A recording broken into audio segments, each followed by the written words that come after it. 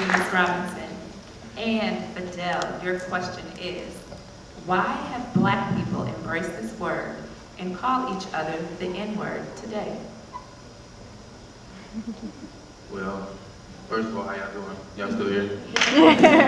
Alright, I don't know exactly if I could be the one or if any Black person can answer that question for all Black people. That's kind of how generalizations and stereotypes and all that kind of stuff start to form anyways. I wouldn't sit up here and tell y'all why Black people call themselves the N-word, because all Black people don't refer to themselves as the N-word. All Black people don't refer to themselves as African American. We are defined as a lot of different things here in this country, and the main reason and the main topic of why we here is because of the definition of Black people in America, particularly young Black people, Negro people, colored people, African American, Afro American, the N-word. A lot of other things we've been evolving in over time here in this country. Reason why is because simply, to answer sort of your question, young man, about what it means to be Black, when we were brought here, most of us that were brought here, some of us were here before, the rest of us were brought here on ships, but some of us came here on ships, and at that point in time, our name and our language and our God and our religion and our culture and everything that defined who we were was stolen away from us in the worst form or fashion that anything can be taken away from a people, not just a person, a whole people. So I can talk about how Black people don't have a definition. I can talk about how that's the reason why we in the room discussing this right now, and there's a lot of non-Black people in the room right now. Why? Because there's a lot of power in this word, just like it was said over and over and over again today. There's a lot of power in words, and Huey P. Newton defined power as the ability to define social phenomenon. What kind of phenomenon? A social phenomenon, like the N-word. Why is it a social phenomenon? Why is all these white people in the rooms and on the panel talking about the N-word? How phenomenal is that in America? Why is this a big deal? Why is this a shock? Why is this, oh wow, the white dude said Negro on TV.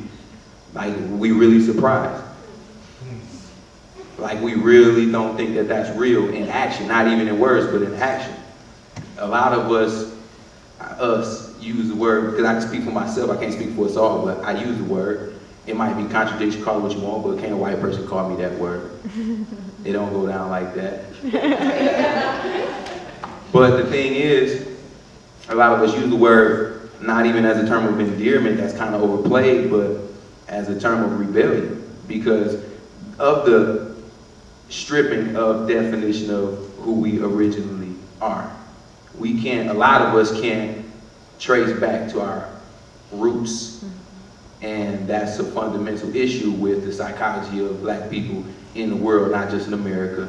And that's where and there is power in definition. And I do believe that there is a difference in the way we define ourselves in the past. Marcus Garvey called himself a Negro. We don't call ourselves Negroes today. And can't nobody say nothing bad about Marcus Garvey. If some of y'all don't know about Marcus Garvey, you know, do some homework. But he called himself a Negro. And he called all Black people across the world the Negro people. And he said we should unite as Negro people. And some of us today, since we are, you know, we do a lot of quoting and stuff like that as educators and references and stuff like that. I'll reference Tupac here and I'll close.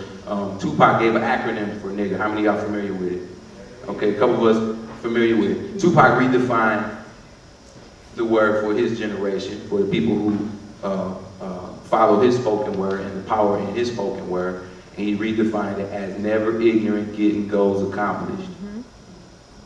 And so as a hip hop artist and an educator and stuff like that, I deal with young people, and that's part of my job, is kind of to relay a redefinition of some of the terms and images and ideas that America not gonna change, because even if we stop saying it, are white people gonna change?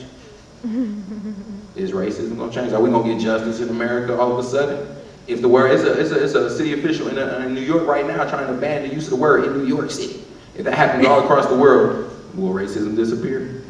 I'm just saying, like, we use the word because it's a lot of power in that word. That's why y'all here today. It's a lot of power in that word. Why they don't want us to say the word, why they want to ban the word, there's a lot of power in the word. There's a lot of power in the word. That's why we say it. That's the answer.